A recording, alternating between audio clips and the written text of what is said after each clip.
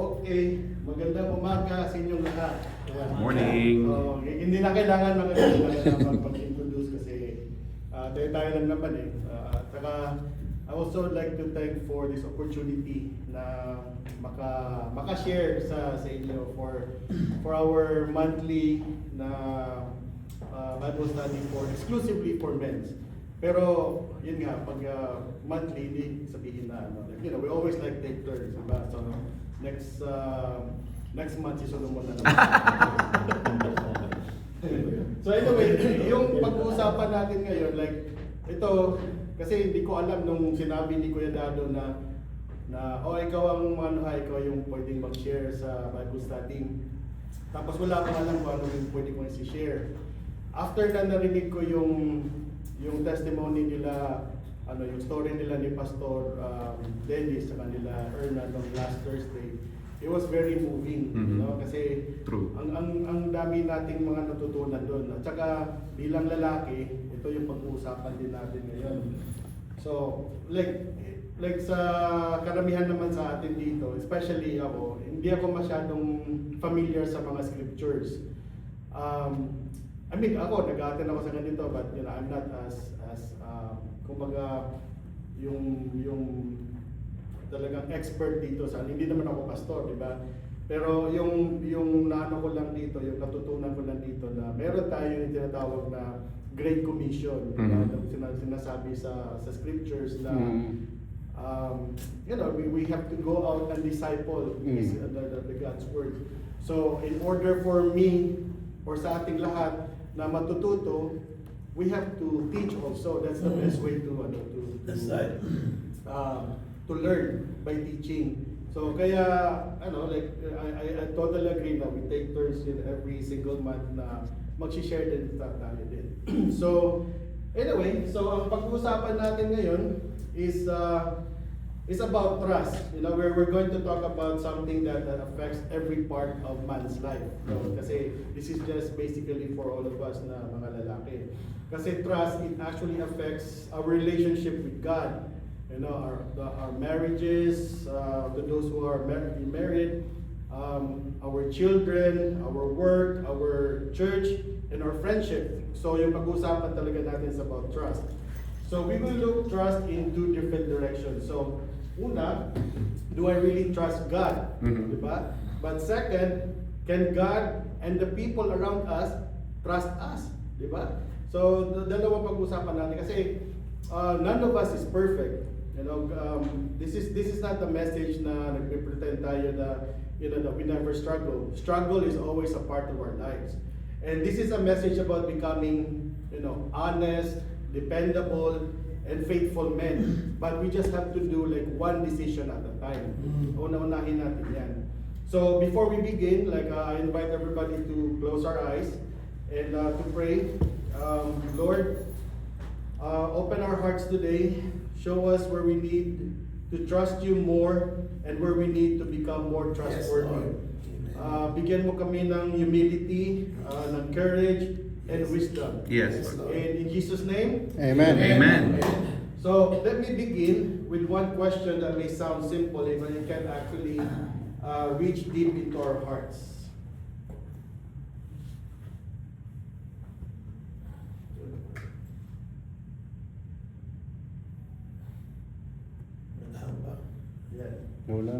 Ayan. So, what could change? What could change in our lives if we trust God with everything? Pero dapat pag nag-trust tayo, hindi lang yung kalahati, hindi lang tayo nagtatrust pag halimbawa maganda yung buhay natin, di ba? Karamihan kasi sa atin parang okay lang na magtatrust tayo pag maganda ang buhay, maganda yung kita, maganda ang relationship, talagang okay lang yan ganyan. Pero dapat kailangan kumpleto. We have to trust in everything, whether if it's good ng ating situation, ating mga circumstances, or whether if it's bad. Kasi many of us will say, I trust God. Pero deep inside, we may still carry fear, natatakot pa rin tayo. Yes. And then, nafe-feel natin yung pressure, nag-a-anxious pa rin tayo, and also the need to control everything. Lalo na tayo mga lalaki, yan yung parang innate natin na character na, na we have to control everything. So, kaya nga, lagi kong sinasabi yung last time na nakapag-share din ako, we always trust God, lalo na pag nagsisimba lang tayo, pag nandito sa worship. Pero sa ibang mga araw, natatakot tayo, we get to worry. Tapos nagpipray tayo, and then we pray, Lord, you are in control. And then we stay awake at night trying to solve tomorrow before tomorrow arrives. Correct. And then as men, we often feel responsible for fixing everything. Di ba? Lagi natin, kasi tayo yung padre de pamilya for the most part. Like, and we want to protect our family, we want to pay our bills, answer every questions and prevent every problem. I mean, responsibility is good. Maganda naman pag responsible. But believing everything depends only on us is also exhausting. Nakakapagod din kung sa atin lang natin inaako lahat, di ba? So hindi natin alam na pwede pala tayong sumandal din sa Panginoon. Yes. That's why Amen. we're doing, trust. Kasi Yes. kahit isipin nyo just for a moment na what are you still trying to control? Kinokontrol mo ba yung health?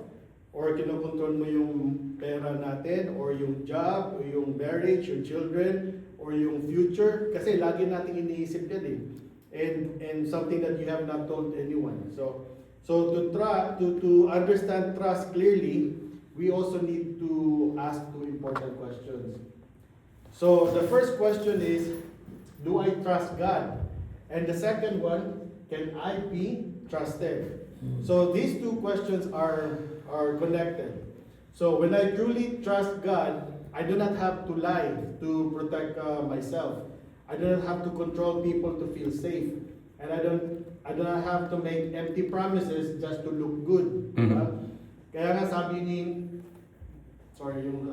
Luke 16 verse 10, whoever can be trusted with little can be also trusted with much. Amen. Kasi, trust normally grows in small choices. Kahit maliit lang, and then, kagaya na sinasabi natin kanina, whatever we feed, it grows. So, showing up, pag sinabing showing up when we said we would, so, pupunta, di ba? Or, halimbawa, meron kang hiniram, ibalik. Di ba? Or kung meron yung like if you tell the truth without a lie would be easier, keeping private matters private, di ba? Kasi minsan may maririnig tayong mga dapat private lang. Pag sinabing private lang, dapat private lang. Hindi mo na ipagkakalat yun. And of course, kung nangutang ka sa iba, ibalik mo. Diba? So that is what trust would mean. Tapos admitting when we are wrong. Like, I truly commend Pastor Dennis, like yung mga testimony niya. It was also very moving. Kasi hindi lahat ng tao, lalo na mga lalaki, pag nagkasala, talagang dinideny, deny to the max. So, ang trust kasi parang tulay din yan. So, you have to think of a bridge. Kasi yung tulay, sa tingin natin parang matibay. Diba? Pero hindi mo malalaman kung matibay yan kung hindi siya nadadaanan. So, pag dinadaanan siya ng mga 18-wheelers, Yes. mga trucks, pag hindi bumigay yan, so ibig sabihin Matibay siya. yan. So, ganun din tayo. So, dapat meron tayong integrity. Kasi ganun yung buhay natin. Kasi yung character natin na proven yan pag halimbawa pag nadadaanan natin yung mga mabibigat na mga experiences. So the first change we often experience when we trust God is peace. So ito maganda itong pag nagtatrust tayo. So what could change? Actually merong 5 bagay na pwede tayong mababago because of the trust. Or may mga mangyayari pag nagtatrust tayo sa Panginoon. Unang-una, trust can actually bring peace. Diba? In Isaiah 26 verse 3 says, "You will keep in perfect peace those whose minds are steadfast, because they trust in you." So notice that this verse does not say that God will provide peace only after every problem disappear. Hindi naman ganoon, di ba? So God can always give us peace while the problem is present. Yes. Di ba? So yun nga, isa din sa natutunan ko nung sa mga testimony nila ni Pastor Davis sa kanila na last weekend. I mean, nung last two days ago, na in the midst sa kanilang problema. So, they found peace. Kaya nga makikita mo naman sa aura ni Pastor Yes, Davis. oo. Dati, limang linya. Ngayon, 6 na lang. Ngayon, 2 na lang. Bumata na. Bumata pa. Ang fairness, totoo yan, no? Napansin ko yan. Totoo yan eh. Nakikita ko yan eh. Kaya nga, that's why, salamat Pastor na share mo yun kasi nakaka-idea kung ano yung i-share natin today. Kasi parang din, let's say, 2 example. 2 men can always face similar situation. Bawa, si Kuya Dado or si Jonah. Both may receive the same problem. Diba? Halimbawa, parehas kayong may mga bills, parehas kayong may mga uncertainty about tomorrow, hindi kayo sigurado. Pero, yung isa will fall apart and the other one remains steady. Bakit? The difference may not be the size of the problem. Ang difference is where each man has placed its trust. Diba? So kung magta-trust ka, so talagang yung peace mo, hindi ka maapektuhan, hindi ka bibigay. Yes. So peace does not mean when we feel nothing, does not mean we feel nothing. It does not mean we ignore reality. So it means fear is no longer making every decision. So we can always say, Lord, this is difficult. I do not know what will happen, but I know you are with me. Amen. So, and I will take the right next step.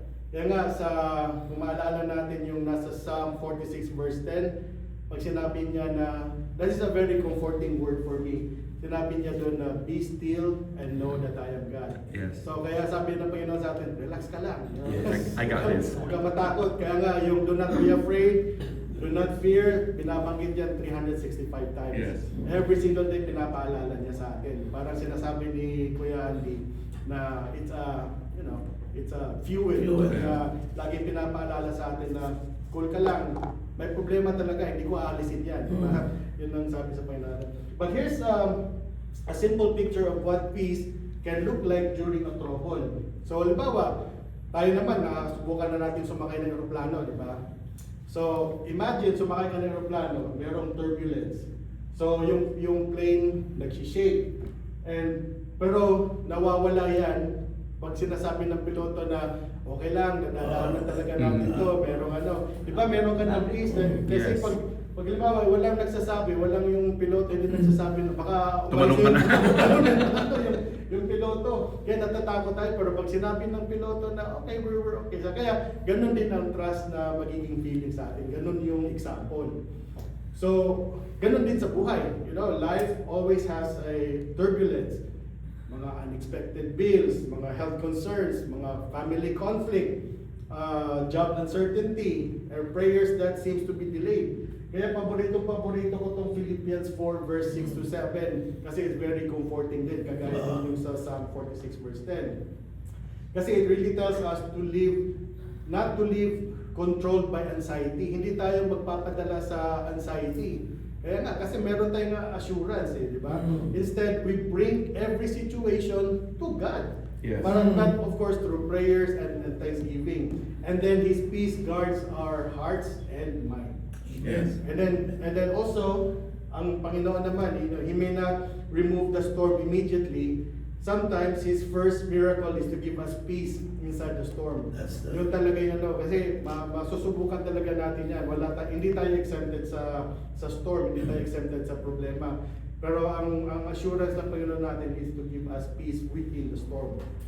So trusting God is actually not weakness, it is realizing that the one guiding us lives can carry what we cannot control. So in summary, peace can help us breathe, but we need still to know where to go next. So pangalawang advantage kung magta-trust tayo, it actually gives us direction. Sabi nga dito, God sees what we cannot see, di ba? So sa Proverbs 3 verse 5 to 6 tells us to trust the Lord with all of our hearts and lean and not depend only on our understanding. Kasi tayo binibigyan natin ng rason. Halimbawa, ay nagkakasakit ako, sumakit yung likod ko, nagka-problema ako na ano, bakit?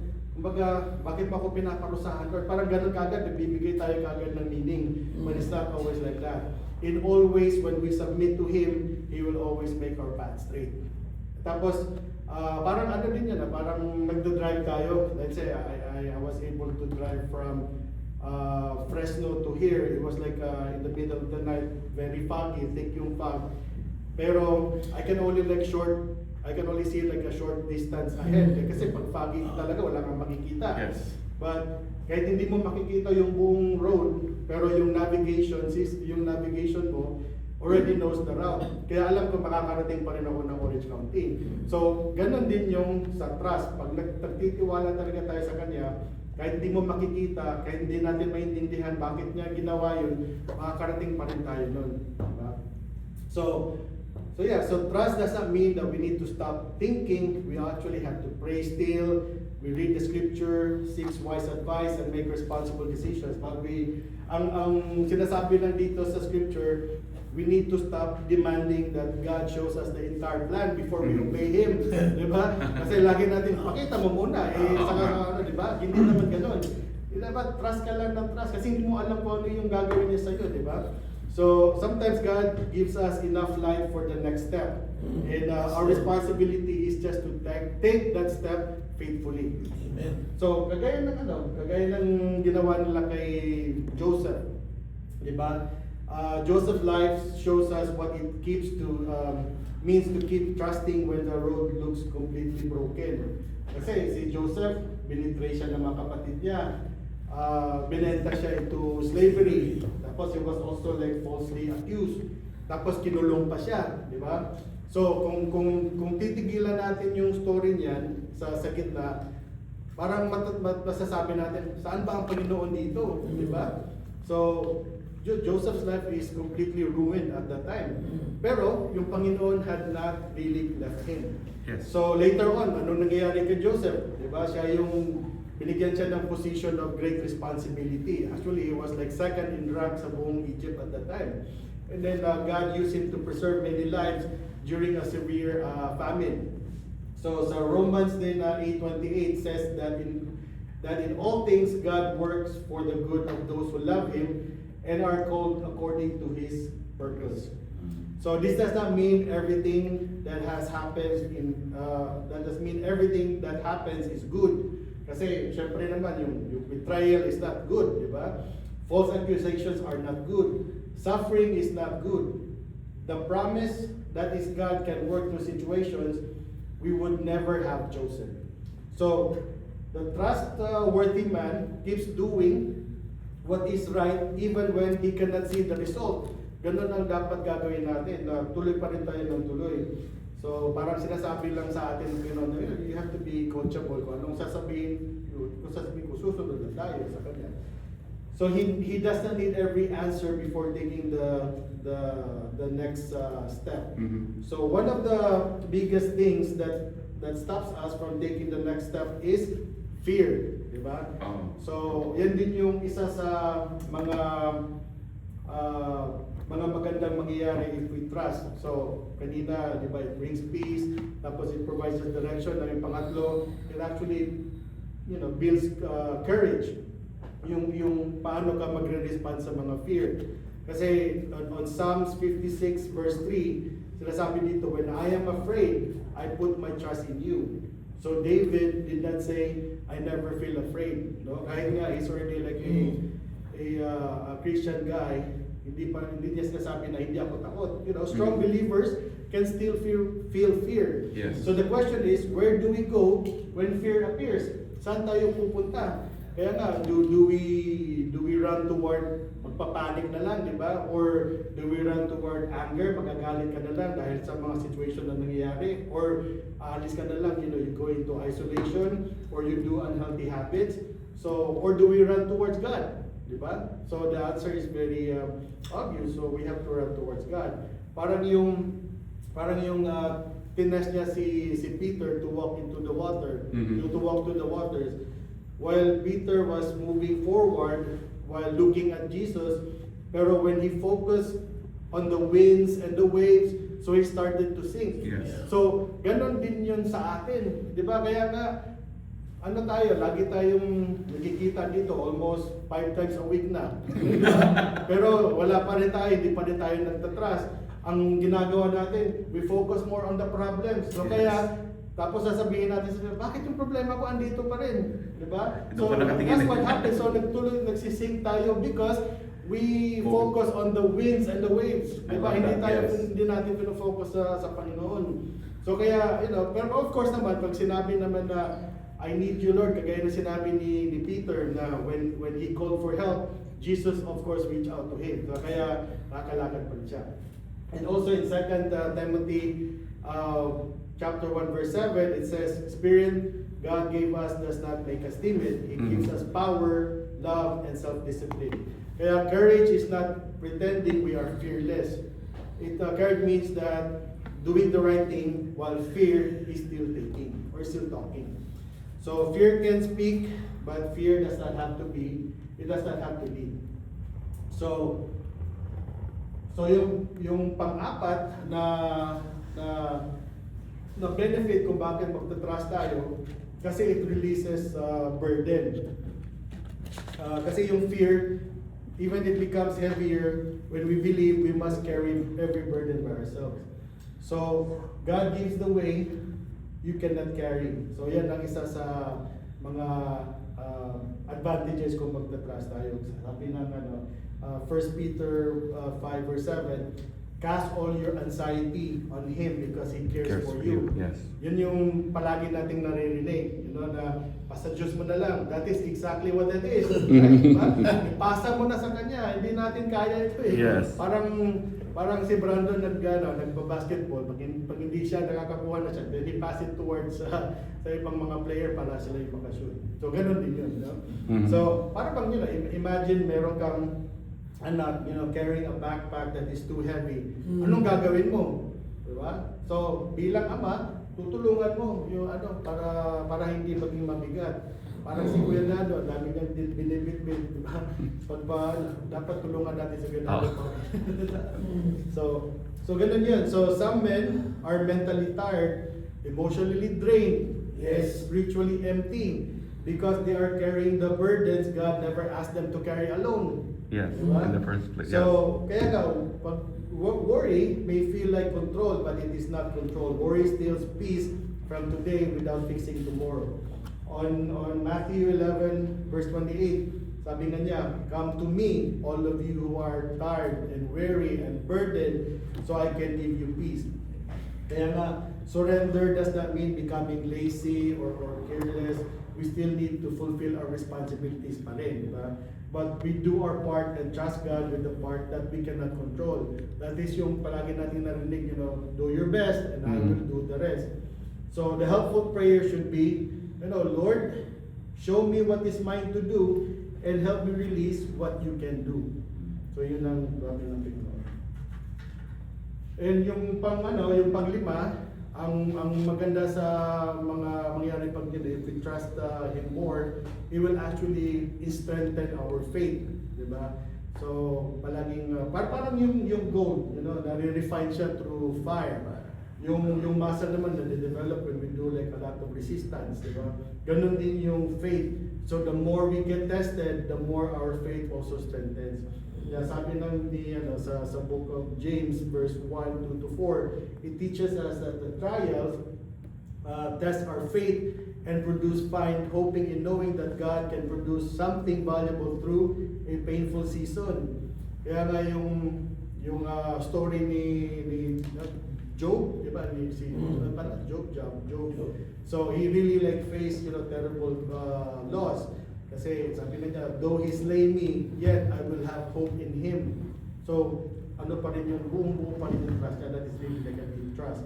So a difficult season is not automatic proof that God has abandoned you. Yan kasi laging sinasabi na iniwanan na tayo niyan eh. Feeling nga natin na when we get those trials, when we get all of those hardships, akala natin pinapunish na tayo ng Panginoon. But it's actually not punish. Actually, He's preparing us for something better. Yes. So you may not understand what He is doing, but it's actually helping you strengthen the patience, humility, compassion, and courage, and endurance inside you. So a faith has not been tested may also be a faith that has not been fully grown. Diba? Kung hindi yan, hindi talaga tutubo yan. So however, we must understand one important truth. Trusting God is not a business deal. So, yung trust talaga is not a transaction lang. Sometimes we may think like, if I obey God, then God must give me the exact result I want. But that is not trust. That is a transaction. Kagaya na nasabi dito sa slide.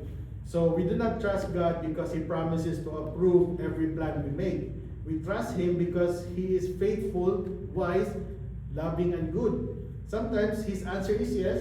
Sometimes it is also a no. Diba? Sometimes it is also a wait. So tatlo lang yung and then sometimes He opens like a different door. Trust means continuing to believe in God's character even when His answer or His timing is different from ours. This matters when we face illness, yung mga financial difficulties, loss, disappointments, or a prayer that remains unanswered. So we can be honest with God about our pain, but trust does not require fake smiles. It means we continue walking with Him even when we do not understand the road. So when trust in God grows inside us, pag tumutubo na yung trust sa atin, it should begin showing through our daily character. So ito yung gagawin natin, like what does a trustworthy man do? So a trustworthy man keeps his word. He tells the truth. He protects the information that was shared privately. He remains faithful. He handles money honestly. And when he is wrong, he admits it. So yan yung quality of a trustworthy man. So parang sa tingin niyo parang maliit lang siyang tingnan, but these small actions can actually help us build a strong reputation. Yes. So ganun yung mangyayari. In Proverbs 20 verse 7 says, "The righteous lead blameless lives, blessed are the children after them." So our integrity does not only affects us. Diba? Pag nasira yung integrity natin, hindi lang sa sarili lang matatamaan. It also affects our family, our wife, our children, our friends, sa church, Yes. sa workplace, and even future generations kasi madadala talaga yan. So our families actually do not need us to be perfect. They need us to be just honest, present, responsible, and willing to grow. So ask yourself, if God examined how am I handling what He has already placed in my hands, yung mga naging biyaya na sa atin, lalo na yung binibigyan na tayo ng family, time, money, health, influence, and private choices, ang tanong yan, would He still call us faithful? Diba? Kasi binigyan na nga sa atin yan. So, some of us may be thinking, what if trust had already been broken or had already been damaged? Anong gagawin natin yan? So Proverbs 28 verse 13 says, "Whoever conceals their sin does not prosper, but the one who confesses and renounces them finds mercy." Amen. So, yan ang Praise God. maganda talaga dito. So a trustworthy man is not necessarily a man who has never failed. Diba? So, and he is also a man who responds correctly when he fails. So, first, i-admit niya, admit the truth without excuses. Diba? Kung kasi, nagkakasala ka na, dapat wala ka na excuse. You just have to have accountability. Second, mag-apologize ka without shifting blame. Yes. And then third, accept the consequences. Kung ano man yung nagawa mo, it's like a cause and effect, diba? Kung may cause, may effect. So, you have to really accept the consequences. Fourth, change the behavior. Diba? Kasi alam mo na mali na, di palitan. Diba? Like you slowly gear towards the right thing. And of course, the fifth one, repeat those actions faithfully over time. Kasi hindi mo naman yan mababago. Like, you can always not, change it 360 degrees overnight, diba? It always have to be like over time. Kaya nga, a real apology does not sound like pag nagsusorry tayo, kasi forgiveness may come quickly, trust usually takes time.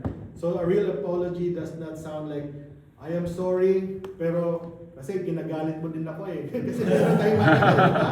Meron talagang dahilan. So, Ikaw kasi. ikaw kasi, di ba? Lalo na the word na but, di ba? Can quickly actually erase everything na okay ka na sana eh. Kung ano ka na eh. May but. Pero- Meron ka na ng points, binawi tuloy. Kasi meron ka pa, ikaw kasi. Di ba? Ganun tayo lagi. Dapat yung authentic na apology should sound like this. Pasensya na, I was wrong, I hurt you. You know, this is something that I was not proud about, doing it. I cannot defend what I did. Diba? Akuhin mo na lahat. So, ano bang kailangan kong baguhin? Ganon talaga dapat kung magpapahingi tayo ng patawad. So, forgiveness may be offered quickly, but trust normally takes time to rebuild. We cannot demand immediate trust. Hindi natin madidemand yan. We have to demonstrate change first before we can be trusted again through patience and consistency. So and then also I like Pastor Dennis' description about forgiveness yung last Thursday. Ang laging na-absorb ko doon is yung forgiveness pala, like if someone din nag-hurt sa'yo, is when you see that same person again na wala ka ng galit. So that's really like a true forgiveness. True release na. Oo nga. Yeah. So ngayon, let's just take today's message into something that we can do this week. I love that practical, Para, yes. Paano naman tong natin, kagaya sinabi ni Andy, na paano naman yung nilalagyan mo nga ng gasolina yung sasakyan mo kung hindi mo naman gabiyahin.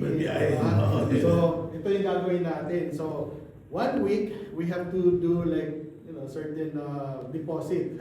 Kasi trust grows, when we do like repeated deposit. So, this week, kasi what we feed grows. So, this week, I challenge each one of us to make this simple 5 deposits. So, una, surrender one burden to God. So, kung ano man yung pabigat sa atin, surrender mo na lang, And then number 2, speak one truth that you have been avoiding. Kasi minsan meron tayong mga tinatago na hindi natin na isasabi, sabihin na natin. Number 3, keep one promise, And number 4, take one step toward repairing a relationship. Kung meron na tayong mga kagalit, unti-untiin nating ipapatch yan. And of course, number 5, complete one act of obedience. So, do not make the one action too large or too vague. Kasi minsan sasabihin natin, I will become a better man, di ba? Very, very big yan. Kasi it is difficult to measure. Pero ang gagawin natin, make it specific. Halimbawa, meron kang gustong tawag, okay, I will call the person that I hurt, I will call my son, I will call my daughter, I will apologize to my wife, something na pwede mong magawa na mame-measure mo kagad. I will tell the truth about my mistake, or I will finish what I promised, diba? So, pag naumpisahan mo na, tapusin mo na, I will pray about this burden every morning instead of panicking. Salamat, ba? So I will finish what I promised. Promise si Solomon next week na, so siya din. So kaya nga, i-complete mo lang yung sentence every week. So this week, I will demonstrate trust by, kayo na bahala, fill in the blanks na lang, diba? So let us close by inviting God to examine the part of us that other people cannot see. So, in closing, sasabihin natin, especially dun sa Psalm 131 verse 23 to 24, it says here, search me, O God, and know my heart, and test me and know my anxious thoughts. See if there's any offensive way in me, and lead me in the way everlasting. Diba? And mga kapatid, so siyempre, the world does not simply need like successful men. Ang kailangan ng world ngayon is it needs faithful men. Yes. Kaya nga nandito tayo. So at least tayo 1, 2, 3, 4, 5, 6, 7, 8, 9, 10, 11. At least 11 madadagdagan yung world ng more faithful men. Men who can trust God when the road is unclear, men who will remain honest when honesty would be easier, dishonesty would be easier, and men whose families feel safe because their words and actions agree. So we may not see the entire road, but we know that the one who is leading us. Yun yung Panginoon. So in closing, I invite you again to close our eyes so we can pray. So Lord, search our hearts and show us where fear Yes, and Lord. pride, dishonesty, Yes, Lord. or the need for control has Sorry, taken Lord, over. Yes, Lord. Help us to surrender our burdens to you. Yes. Give us peace during trouble. Yes, Lord. Encourage us when we are afraid. Yes, Lord. Strength to keep our word. Yes. And help us repair any trust we have broken. Yes, Lord. And become faithful at home, Yes. at work, in church, and in private. Lead us in your everlasting way. In Jesus' name. In His name. Amen. Amen. Yeah. Napakaganda naman. Ganda. Thank you. Thank you. Hallelujah. Cancel na yung Sunday service.